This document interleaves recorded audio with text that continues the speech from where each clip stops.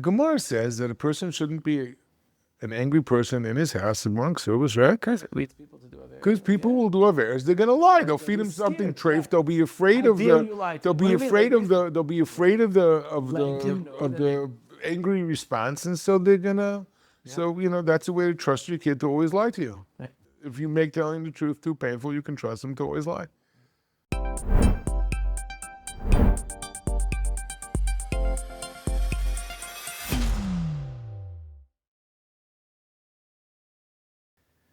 Okay, good afternoon, everybody, and welcome. Rashi, it's so great to be back with you again.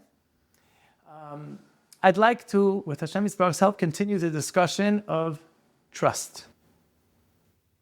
Allowing a child to grow up, becoming a trustworthy adult, trusting himself, trusting others, trusting Hashem Yisbarach. What could you tell us about the environment in the home at large? When a child is growing up and all the formative years of developing his personality, developing a sense of self, what's the environment in the home, besides not specifically your interactions with him personally, that enables him to grow up becoming a trusting person, to trust others, to feel trusting himself, and so on and so forth? So I think that there are actually a lot of parts to this. Some of them just have to do with a stable environment, that things happen when on some kind of schedule or with some kind of reliability. I saw a fascinating study, probably everybody knows about this, the Marshmallow Experiment, where they gave a child an opportunity to earn a second marshmallow. You can sit alone with a marshmallow here, and if you don't eat it for a minute, 2 minutes, 3 minutes, whatever the time was, we're going to give you 2 marshmallows. But if you eat it, it's only, you're only going to get it now. So this is, they're trying to check, then they're going to track these kids and see who was more successful in life, who had the ability to delay gratification. And fascinating how some kids would, look at it and not touch it, sit on their hands, fold their arms and lock them in place. And other kids, would take a lick and then another lick, and then another kid would just gobble it. And kid would try to take tiny bites so it wouldn't be noticed and smooth it over. Very fascinating, what the kids did. And then they tracked it. And then they found that the kids who were good at delaying this gratification did better in general in their lives. It was a skill that was useful for them. Wow. What was really interesting is two things that I found very interesting about it. One was somebody made the point that some of the kids came from homes where they didn't know where the next meal was going to come from. And they came to school hungry very often. So you take that kid out of class and you put him in a study, and they would video the kids, right? So you take the kid, he's hungry, and he's got a marshmallow there. You told him there's going to be 2 later. Yeah, well, he didn't even know if a meal was coming in his house. So if that wasn't reliable, he couldn't trust you. He didn't get a second marshmallow. What's better, a bird in the hand or 2 in the bush? Mm-hmm. So I thought that was really fascinating. Really, really fascinating. The second thing that's the nature versus nurture part of the story. It's not, normally I'm listening to you describe the experiment. Also, I'm curious, do you know how old the children were? They were 5 years old. You think about now, some kids are very ADHD and impulsive, but you're taking it to somewhere else. It's not only the natural personality of the kids that we're seeing about. Right. It's so much of that was training. If they learned that they could be safe and secure, knowing what somebody told them is going to happen is going to happen. So that's just right. Trusting that they're going to get 2. That's right. Is that the second? Yeah, well, so that's really critical, and it has nothing to do with how they were born. Wow. Right. The second thing is that what they skipped over is that one can teach a child to delay gratification. In other words, they framed this in the beginning, develop the child. So first, if you wait 30 seconds, you'll get 2 marshmallows. If you wait 2 minutes, you'll get 2 marshmallows. If you wait 5 minutes, if you wait till tomorrow. You'll get 3 or 4. Yeah, whatever it might be. Train them. It's not just trustworthy, yes or no. Trustworthy. There's a process of building this trust. Now, again, the process of this trust helps them also learn what trustworthy looks like, and it's more natural for them then to be trustworthy just because of the absorption by osmosis of or by love or by connection of what's going on. That's so. I think that's like really super important part of the trustworthy environment. The Gemara says you want to teach a kid to be like dishonest, promise him something and don't give it to him. That's all it takes. The kid learns that it can't be trusted. He learned, my parents said they're going to give it to me, they didn't give it to me. Well, honesty is not a value. Now, once we're talking about saying... Just a story for a second. Sure. I heard a story about Rabbi Yaakov Kamenetsky, which meant so much to me when I heard it. And so, somebody once came to him and asked him, he had promised his children that he had told his children, he told his children he was going to take them along when he goes to a wedding or something. And then at the end, his Rosh Yeshiva called and asked him if he could drive him to the wedding. So he asked Rabbi Yaakov, like, how do I explain to my kids that I can't take them because Rosh Yeshiva, I have to take the Rosh Yeshiva. Rabbi Yaakov said, like, what do you mean? You don't explain to them. You take your kids. If you told them you're going to take them, then you take them. And that was like this part. Like, if I gave you my word, then my word. And a child has to feel that he's more safe in your, like, nobody else is more important than him, so to say. This is where he's learning about trusting Hashem from his father on earth, his mother on earth. That's how they're learning to trust in Hashem. That there's something that we could trust in. Yeah. And, okay, so that's the first. That's one part of it. Another part of it is when we talk about trustworthy environment, what's happening in the environment? If he tells a secret to a mother or a father, is it a secret? Or will they spread it and share that information elsewhere? Do the mother and father speak about each other to the kid in a disparaging way or in a way that shows that they're in a different place? Not that they have different opinions. It's natural to have different opinions. Mommy thinks this, daddy thinks this. That's 100% fine. What do we do and how do we resolve it? That's really where it's important. But if it's something disparaging, so in other words, don't tell your mother, don't tell your father. Right? Okay, if it's a surprise birthday for them, so it's a kind of different conversation. But I'm saying don't tell your mother this and don't tell your father this. So now the child is already learning and he also has to split his loyalties. And then when he actually thinks of God, there's also a duality. There's a split between his parents. That's what we call shtei reshuyos. That's the concept of duality, avodah zarah. Avodah zarah. Right. And so because the two God figures in his life are talking different ways and different messages and they're not unified. In other words, it's not just this whole Yesod, Lamashal, like Lahavdil in Christianity and Yiddishkeit. It's not a theology. It's not about like a belief in God. It's about a life experience when you know, and I think that's shot in Shema Yisrael Hashem Elokeinu Hashem Echad, is Kabbalas Hamach L'Shamayim. Because if mommy says one thing and daddy says another, whichever one I listen to, I'm still trapped that I didn't listen to the other one, and I don't really know inherently what's really the right thing or what's really good. But when there's Hashem Echad, when the whole world is one unified experience of one creator and one Ratzon, which there's different ways that it gets expressed, but it's one Ratzon Lahativ, so then I could be Makabel Ol Malchus Shamayim. Because this is what has to be. Yeah, this is one of the things. In other words, you can speak to either parent, but the decision ideally is going to be coming out from both of them. And if the decision is coming down with dissension, so then, okay, so my trust is in a sense divided. And more than that, I learned that you can speak about another behind their back. To take that further, a child asks the parent for advice, or they hear a parent talking to the neighbor, and the neighbor says, and they tell the neighbor, oh, my husband's not home now and he's home. Or they tell them something that they know isn't true. Well, then the child kind of learns that it's not so important to say truth. So these are all things that are being absorbed. So you want the child to be trustworthy. All the way in the beginning of the first podcast, you asked, like, how do you know that? How do you know that? Like, how do you get a child that what he says you could trust what he says? Well, part of it is that he could trust what you say. Wow. And part of it is also knowing that when a child is very little, he is not trustworthy. He, in terms of what he says, he cannot differentiate between fact and fantasy. And sometimes that can go for a good few years. 5 years old, 6 years old, the kid will say something.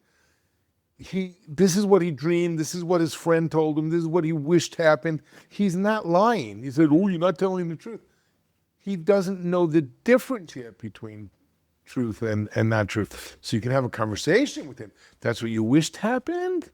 Well, when did that happen? And help him kind of get there. But that's a process. It takes a child a few years. So it's not about dishonesty. So trust is that I know what the kid says is true, and I learn from the child. Also, our children are great teachers for us. I learn from him sometimes. Oh, he said that. I said that also. I said, I'm coming in a minute. It's 5 minutes. So what does he think a minute means? So is he going to be trustworthy on his times? I've had, in a workplace, I've had people think that in order to get to, the workplace at 9:30, they could leave their house at 9:30. You can't leave your house at 9:30 and be at 9:30 at your workplace unless your workplace is your home office. Mm-hmm.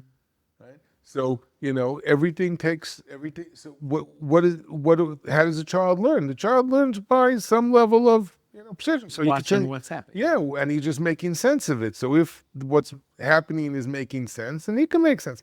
Of course, we're not perfect, and a child also learns to filter a little bit. It's not like they're just these robotic,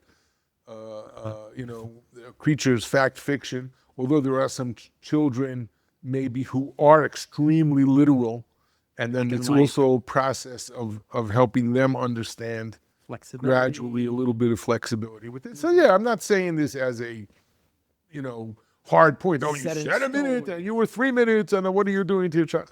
Well, not get real, right? We have to be normal also in this process. But and the child also learns to understand a minute could be 3 minutes. Okay, but then you also have to know that when you tell the child, and the child says a minute could be 3 minutes or 4 or 5 until their time sense develops. Right. So it's all part of the process of there's a trustworthy environment. I keep my word. The things are reliable. They're not going to be hungry. They're going to have clean clothes. They're going to have the things that they need. These are all creating that environment to trust.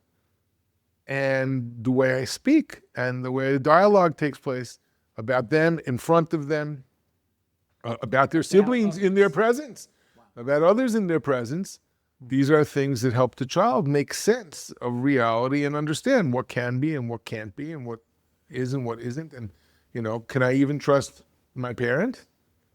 And then finally, to finish it, I would say the ultimate belief of the child has to be that my parents are doing for my benefit. Their intention is for my benefit. And that's the greatest trust, because my father used to say, my father was talking about the Akedah. And such a fascinating idea came out.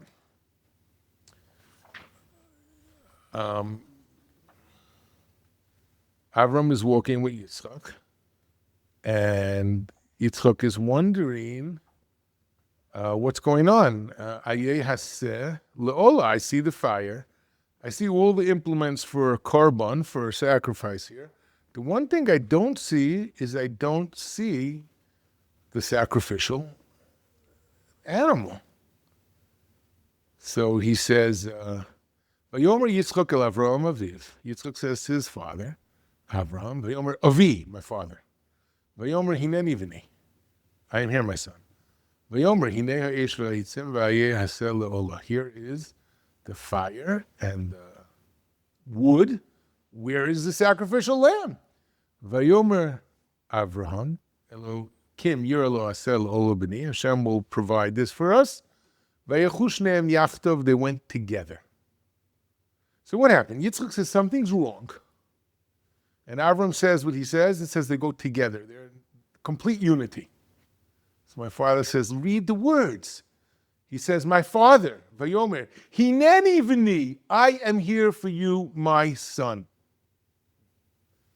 Things might be scary. What's happening? There's no animal. Am I there? Whatever might be happening, I am here for you. And when a son knows that, he can go and have himself on the Mizbeach, because my father is doing what for me is going to be the best. I love that. That was gorgeous. Gorgeous. And that's, I guess, also when the pasuk says after Yachtov, that's why they were one. Yitzchak felt safe. I like, am he's with me. I am here for you. I am here with you. I am here, all of me. I'm here. Beautiful. I'm present for you. Like, you're the most important thing. Yeah. I have a question, though. I think there's a lot of boys that grow up feeling, from my experience working at so many different yeshivas over the years, that they didn't feel so much that their parents were doing what's best for them. One boy told me last year, 2 years ago maybe, he said, I grew up, when I was a teenager, and a lot of upset about my parents for a lot of things. He said, I realize now, looking back, they were trying their best. They meant well. They were trying their best. But is there a way to prevent that from happening in the first place? Like, as a parent, a lot of times we do something that the child doesn't appreciate, but we are doing it for his benefit. Is there a way, because I do believe that it's not only the nature of the child. There's something like about doing it in a way, some children feel that more, that their parents are doing what's best for them. Is it just based on overall, maybe it's the way you present it to them, if they feel it's coming with respect, not being upset and angry at them? Is there a trick to that? I think that even if you you check every box and you hit all the right notes, every person has to go through a process where they become an adult. They learn to deal with disappointment. They learn to deal with limitations. They learn to deal with sadness. They learn that the world is not this perfect, protective Gan Eden bubble. Actually, even Gan Eden had the snake. It's not this perfect Yemos HaMashiach or Olam Haba bubble. And that is difficult to come to terms with, and there is no way to save your child from that. The child has to face their difficulties. They have a Yetzer Hara, they have their own weaknesses, they have their own flaws, just like we do. And that means that they have to have challenges just like we have to have challenges. So we want to save them from the Yetzer Hara. Cannot happen. And that includes things that have to do with midos, and that has to do with things that do with disappointment and not getting what I want. And sometimes kids will be upset. If they have such a deep level of faith, so they won't get upset. Okay, but you'd have to be really, really extraordinary on both ends for that to happen. And that's something that's usually built and developed over many years, and that's something that you're born with. They do tell this story about this, that a guy decides he's going to bring up his child, the Kedusha V'Tahara, and he will never in his entire life, see a member of the opposite gender. And one time the kid is 12 years old, 13, 14 years old. He's going out for the first time. He's leaving his house, the environs of his house, on his way because he had to go to a doctor's office. There was no way to stop it. And as they walk by some teenagers of the opposite gender, his own age, and he's like, "Oh, Tata, what is this? What is this?" He says, they're geese. They're kachka, or what do you call it? Duck, kachkas, the kachkas. He says, "Oh, it's really kachka. I want a duck," right? You can't take out from the person his drives. You can't take out the challenges in the character. All you can do is try to help build them and give them the confidence and the understanding that we can improve as people and we can build ourselves and we can get better at this. And letting them know that there's a process to get there and it's work. Always a process. Always a process. And I think that's obviously so true for us too. Otherwise, what are we doing here, right? Right. And so, it's interesting. There's all kinds of different parents. The parents who they didn't get it right, so they want their kid to get it right, like to fix it. And the parents who they got it as right as they could. Now they're trying to get the kids to do the same. There's many different positions that a parent could be coming from, vis-a-vis their kid.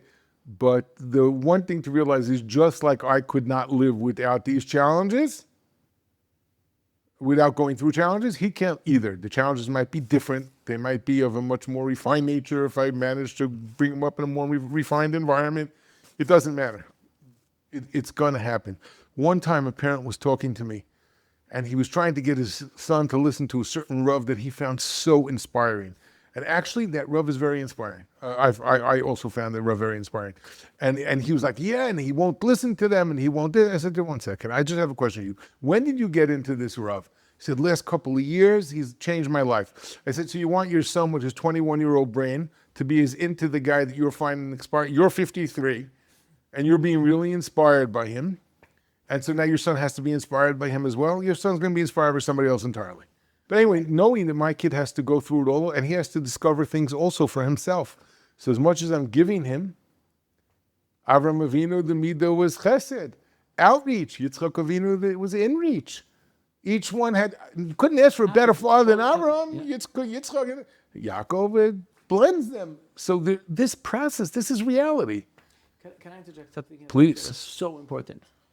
I think many people who look back and feel frustrated or regret the fact that they had to go through struggles in life. Yes. In other words, instead of recognizing that it enriched you overall the process and you gained some things and you discovered something, it's not just like we're supposed to be perfect. And if we weren't if only I would have done that, if only I would have done that. No. You went through a process. I was once speaking to a Bachar I met in a random shul, whatever. And he told me he was off to there for 3 years. So 15 to 18, he said, I wasted the 3 best years of my life. No Shabbos, no kashrus, nothing.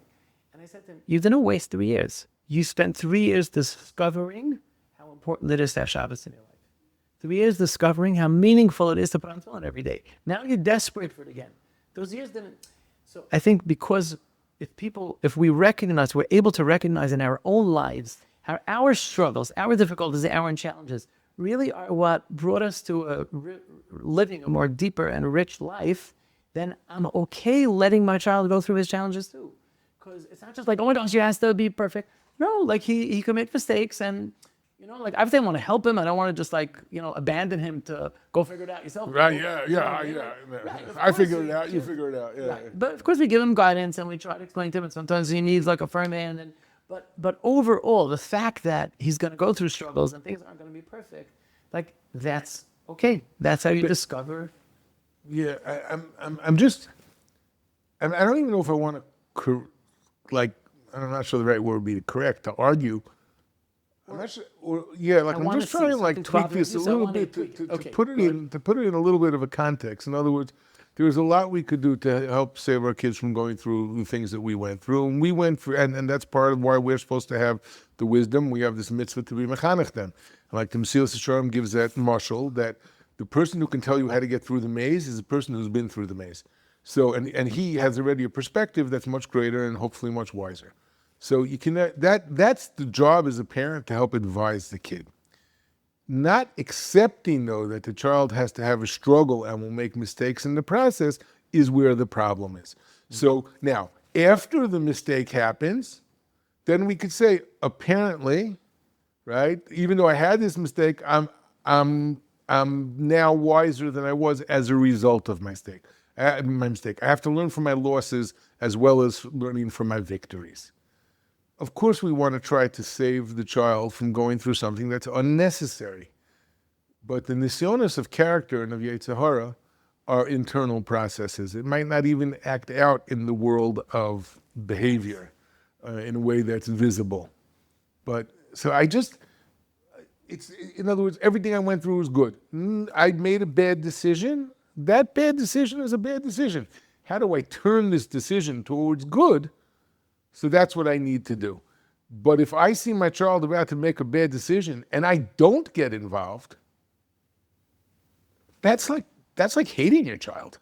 What's the word in Hebrew? Neglect in English. Yeah. There is abandonment. There is, I guess, one other piece to this that I think is so important. I don't have it in front of me, but I'll try to remember it. The Rabbeinu Bachai, in his introduction to Shemos, in his Hakdama, so he says that, Chanoch Lunar al Pi Darko, you have to educate a youth according to his way, according, like the Shlomo Melech said, according to his way, not according to your way, right? And you have to educate him according to his way. And he says, understand that when he's younger, it's easier, and when he's older, it's more difficult, and that's why it's a nar. Very importantly, you're going to look at him, and you're going to say, he's run by his drives, his taivas are driving him, he's shakua, he's deep inside of them, and how am I supposed to, I can't do this. And he says, no.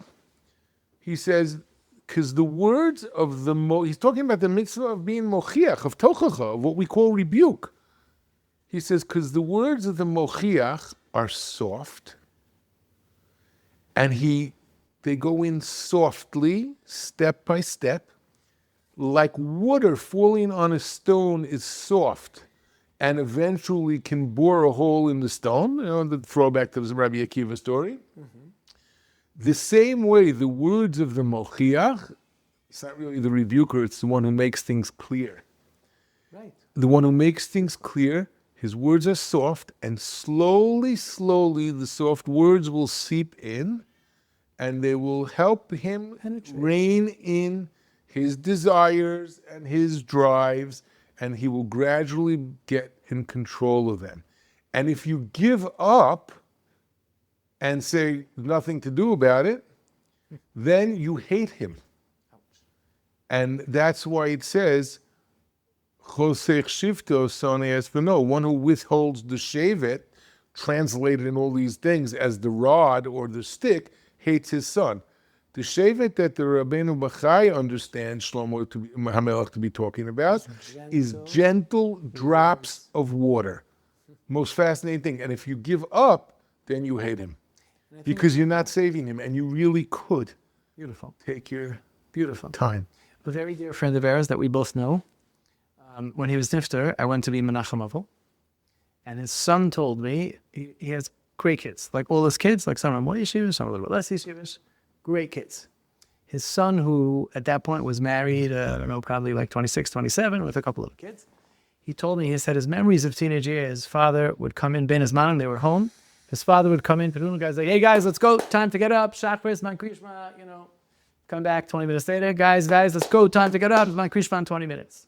He said, we didn't get up. I mean, he was talking about himself at least. Some of the brothers did. Some of the brothers didn't need the father to come to wake them up either. We didn't get up. But he didn't get all angry and try to force us. And he did this for years, all the time. He was telling us, this is what is expected of you. And he told me, now, that I'm old and I'm married, like, I don't miss Man Krishma.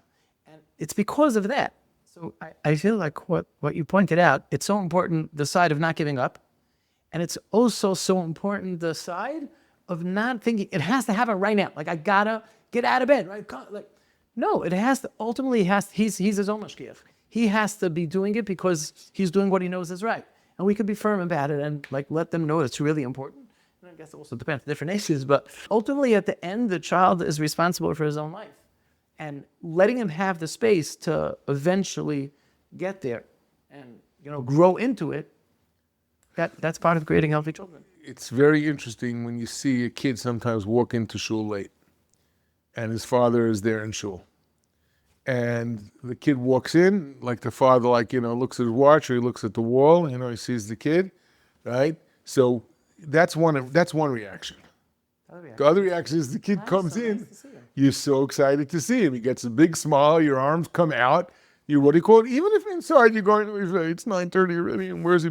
Doesn't matter. You have to be a strong person, and you have to be stronger than your feelings, and you have to understand that this is great. He's here.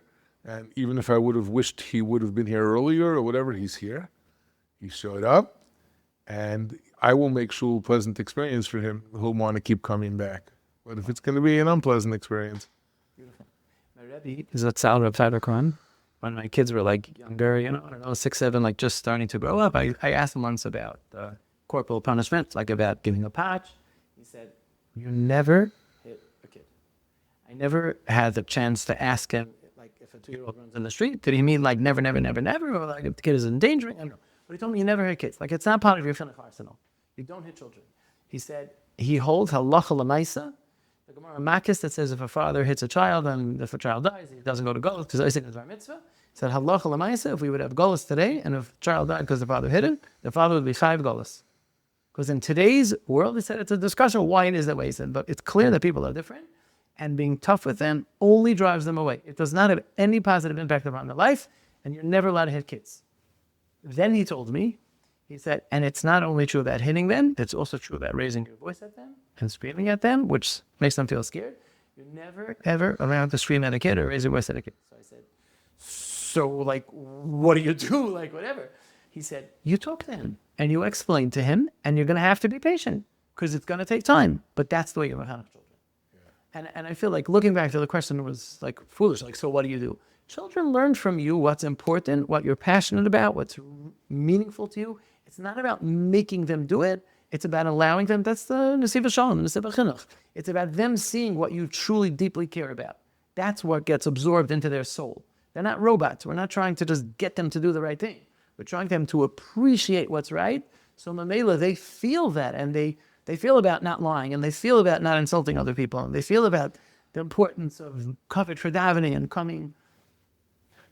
A boy, and over the years, a boy once told me, I could share with you, it was a really funny story, because a lot of times when boys come to Rabbi has to talk to me about something, and he said, I'm so embarrassed, this is the first time I'm telling anybody, and I can't believe that I'm, a lot of times they're struggling with addictions and all kinds of stuff like that.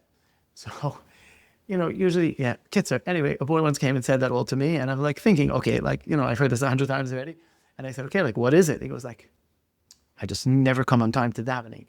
I had to stop myself from burst out laughing, okay, Baruch Hashem, Anyway, so he said, I'm even up. I just don't come on time to davening. So I said, I want to ask you two questions. When you come to davening, is it an enjoyable thing for you? Not just you're supposed to be there. When you're in shul, is something happening that you feel davening is good for you? He said, totally not. It's I said, okay, so number one, if it's a burden of experience, it's pretty much makes sense that you come late, because why should I torture myself more than I absolutely have to? I said, I have a second question for you also.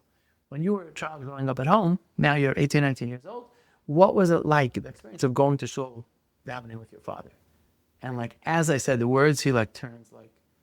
He goes my memories of growing up is my father standing by the front door and screaming at me, Shmuley made up name, Shmuley, get over here, we're going to be late for shul, whatever. I said, okay, so something traumatized you, it's terrifying, the whole issue of coming on time to davening. So you have to recreate now for yourself that getting to davening is nice and pleasant, because I want to come and I want to talk to Hashem and I want to connect with Him, and it's a beautiful experience. But if it came out in such a terrifying way to you, it just pushed you away, which is really... Okay. So could I ask another trust question directly now? What happens when something went wrong along the way? A child is already a little bit older, he's a teenager, he's 15, 16, 17 years old. Something is not exactly, he ended up living a life that's different, or different lifestyle than the parents would have wanted, one way or the other. And maybe in a certain way the parents feel, well, I can't trust him. He's not doing what we would have wanted him to do. He ended up making his own choices in life and living differently at this point. Is there a way to still have a trusting relationship within that framework, or is it too late? Or this is a big one, because there's a lot of different pieces to it. And also it could have to do with where the teenager is at this point in time. In other words, is he a mature teenager making mature decisions that differ? Or is he still not even able to trust himself? Right. Is he kind of just, acting out? Or is he not so much acting out as acting differently? These are really important questions, because the second, the kid who's not acting out, right, might be coming from a completely different perspective, where he's making his decisions, is what he understands is good. He may be completely off, but he's making a decision, he's exhibiting discipline and self-control in this process. He's just going a different way, and then we have to kind of figure out, well, why is he not going this way? What's missing over here? Mm-hmm. Right? But in other words, it's not that he's become untrustworthy. He's an adult and he disagrees with me. And he still may be wrong, and I still have a mitzvah of chinuch. That's fine. Right. But that's very different than the kid who's really, he's not really getting up. He's not. He's struggling. He's acting out. He's confrontational. He's confrontational. He's self-destructive. Yeah, all of these things. And that's already a whole different. I know, even if he's not doing things that are self-destructive, but he's doing things that are rebellious. And it's an act of rebellion. It's not an act of, I'm not on board with you. I'm not on board with you. It's not that yes, we're all adults here. We can discuss this and explain our differences of opinion. They said they took a poll of 2,000 teenagers, right? And the 75% said whatever. So, so he's like the whatever stage, So he's like, yeah, whatever, Okay, so you're not even, so now what's happening? What's broken down? Is there a parent that he's having more difficulty with? Is the parent finding themselves, distanced? Okay. The parent has to decide in this situation, do I want to be a parent still? I know. What do you mean by that? Do I still have a role to play where I can give him something that he's not getting? I have to be able to get him or her to talk to me. You cannot get a child to talk to you by lecturing them. You cannot get a child to talk to you by criticizing them. You cannot get a child to talk to you by Bullying. pushing them around, especially at this age where their own independence is really asserting itself. So what leverage, in a sense, do I have over this child?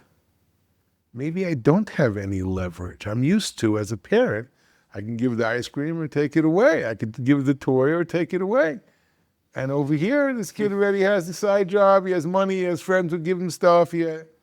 So now what do I have? What do I have to give him as a parent? I only have myself to give him as a parent. Only myself. My love for him, my concern for him, my care for him, and my ability to recognize he has bechira, he's going in a different way. I might not even think he's using his bechira, but he already feels that he's a baal bechira. He already feels that he has choice. And he does, because he's making choices that are taking him a bad way. What's happening? Is it something to do with our relationship? Is it something to do with friends? Is it something to do with other difficulties that are going on? How can I build trust with this child? Can I listen to him without judging him? Does he think I can listen to him without judging him? Can I express my concern in a way which is not judgmental? Now, the place to do that is not usually the dining room table. If you can get out in nature, if you can get out in someplace quiet, if you can get to a place where you could have a meal together, if that's what he likes. If you could, I was talking to a parent who was having one child would always set him off. Always set him off. She was exactly like him. Always, she could push his buttons. She never wavered. She had perfect precision. Perfect aim. Never missed. I was like, what does she like doing? He said, well, she like me. She loves singing. I was like, do karaoke with her. Once a week, he would go in the car, they would play music, and they'd sing karaoke together. He said the whole relationship changed. Like, what does the kid like? Go bike riding with the Find a way to kid. connect. Go spend some time. I know we had a boy in yeshiva many, many years ago. And the whole family was like Dayanim and Rabbanim, and this boy wasn't, his way. And his father was a great tzaddik, and he wanted to do anything. Somebody told him, you have to take the kid to a ball game. His father goes to the ball game. They go to a baseball game, like to a Yankee game. He buys him his kosher Frank and his soda and his whatever. Take his Rambam and starts learning because he didn't know what he was. So the father really, his love was so great for the boy, and eventually, really, it made a very big difference. And it really did help. But in other words, there was just things he wasn't getting. All right, today's younger parents are a little bit more clued in about activities with the kids and stuff like that. So important. The kid can have fun with the father. The kid can have a good time with him, the father, the mother, whoever it is. Sometimes one of the parents has to take the lead because that's just the reality. But they're working together, ideally, and they're trying to find the space where the kid can trust me that he could say something to me and not get judged. And now we start to develop a relationship where he can trust me. Where before he didn't feel like that. And sometimes it has to do with also conversation. I see that, this wasn't going the way I wanted, but really, okay, so now where are we in this situation? What is important? What are the values? Very often you'll find that the child does have some really strong values that he picked up in the home, to your surprise, that you don't even know about, right? Because all you're focusing on is the exterior piece or some behaviors which are really not great ones, and and there's reason to be concerned about them. But now it's okay. Am I still this child's parent? So what can I give this child? I can give the child my love. I can give him my care. I can give him my concern. I could give him my attention. Time and attention. And time is of course the hardest thing, and a very important thing.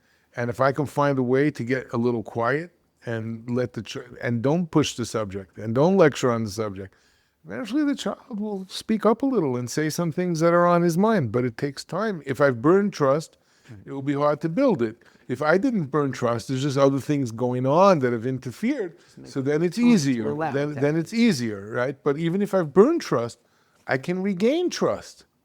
And part of it has to do with kind of acknowledging that maybe before I didn't give space to this, or I didn't understand that this was what was going on. And now I see that this issue was much more painful to you than I understood.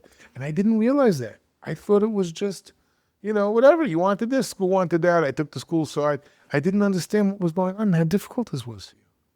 Just to let him or her know that you. I'm here with you. Yeah.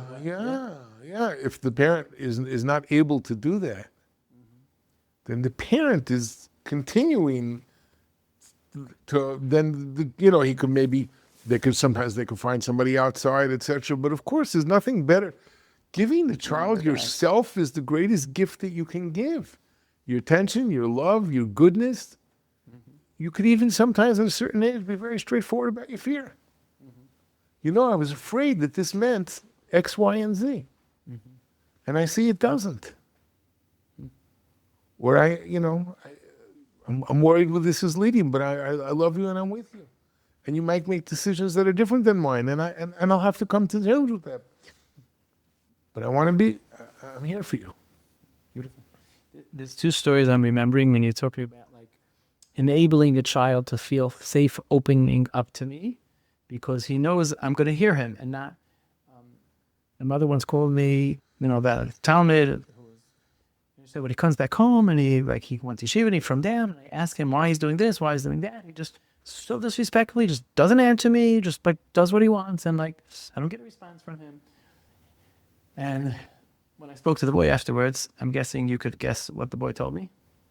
Go ahead. He said, well, the first 3 times I tried to explain myself, I just got it thrown right back in my face. Like I said, well, Mr. Brewer says, well, you don't have to listen to every Mr. Brewer. We don't know like that. Like he said, every time I tried to explain, there was no even listen and say, oh, the Mr. Brewer, our Rav says it's okay. So, we're not like, Daddy does it. But it wasn't. It was just thrown back. Why are you being so foolish? You don't have to do that. So he said, after a while, I just learned to stop trying to explain myself because it never got anywhere anyway. It was there was no fertile ground to plant it in. 100%. I had a different story with a different boy. One time I called his father, and I was talking to him about the word lights were in yeshiva, and his father, I didn't know that. He said, I don't know, I can't trust my kid. And he lies to me all the time. The father was very aggressive, and, and I said this, I just said it without thinking. I just said, well, that's a funny thing, because he never lies to me. He tells me everything. I wonder why it is that he, it was quiet for about 10 seconds, not even 5 seconds. And he was I don't know, whatever. You can't trust this kid, whatever. When we were kids, our parents told us to do something, and we just did it. Right. And we just did it, yeah. Right. The Gemara says that a person shouldn't be an angry person in his house among service, right? Because people will do averes. They're gonna lie. They'll feed him something treif. They'll be afraid of the angry response, and so they're gonna. Yeah. So that's a way to trust your kid to always lie to you. Right. If you make telling the truth too painful, you can trust them to always lie. It's so. It would take such gevura for a child to be beyond that, to be above that. And there are children like that, but whatever the case, most of people are normal. Probably grew up in a home where they knew that it's okay to own up, and even those kids, most of them are probably. Yeah. Okay, lovely. So maybe perhaps original, just to sort of sum up today's discussion, which I so much enjoyed and feel I gained so much from, just to put everything together for myself and others to walk away with. We spoke about creating a trusting environment in the home. Part of that is that things happen when they're supposed to. A child feels safe and taken care of. His needs are provided for. We spoke about a child feeling a sense of trusting and safety, what his parents tell him they're going to do for him, they're going to keep their word, that he feels he could rely on them. If you want to be able to have him grow up that he keeps his word, he needs to experience that people keep his word to him and know what's more important than the parents. We spoke about creating a trusting environment, a home where the child sees that other people are spoken about respectfully. Mom about dad, dad about mom. And more than that, just even bichlal, overall, how do you speak about other people? How do you speak about a sibling in front of the other children, and so on and so forth. You mentioned also about the idea of gentle guidance, not being forceful. Rabbeinu B'chai says, shiftei doesn't mean to, it means like to let him know, to tell him, and it takes time for it to seep in, but he's able to accept the bichlal when it's given over gently and pleasantly and respectfully. Then he's able to let it go in. Now, the result of that becoming his new behavior might take time, but akapanim, with time, that they're not giving up on your child, not being miyayish. We spoke about children that are struggling and not living the same lifestyle, not living the expectations or the dreams that the parents had for them, and retaining the element of being a parent within that framework, spending time with them, just connecting to them, that they don't feel alone, that they know they have someone allowing them the space to be able to share with you by being there to listen to them, which I think, as you mentioned, is a topic for, its own topic in its own right. I also wanted to just point out on that, I feel that there's so much of a differentiation between a child who's just like sort of trying to figure himself out and, discovering different things, or very often it's coming from a place where a child was deeply, badly hurt. He suffered some trauma that could be unknown to the parents. So many times when boys and girls come to Eretz Yisrael and they get away from the dangerous environment, it's the first time they open up, they feel safe enough or mature enough to discuss about things they went through, and so often the parents don't even know. But it's a recognizing that sometimes the child went through things that were really difficult for him or her, and there's a reason why they're acting out, and to try to figure that out and help them feel safe with us. And another point which you pointed out, which is really, really important also, is that the child has to be able to sense and feel that what we're doing truly because of care about them. It's not about our reputation and how things look to other people. And I guess sometimes if a parent feels that, they could let the kid know, Lamaisa, I'll feel more comfortable if you wear a bar mitzvah, if you wear a suit to the son's bar mitzvah, because it's going to be uncomfortable if you come in jeans and a t-shirt. But at least you're being, shakuf for them. You're being transparent. You're telling them, I love you no matter what. But I think for the relatives and the family, whatever it is, however you feel. But letting them know that in general, all the things, the chinuch that you're giving and the things you want from them is really what you want for them. Okay, wonderful. Thank you so much. It was really a delight. And that's Lacha Meruba. Have a beautiful day.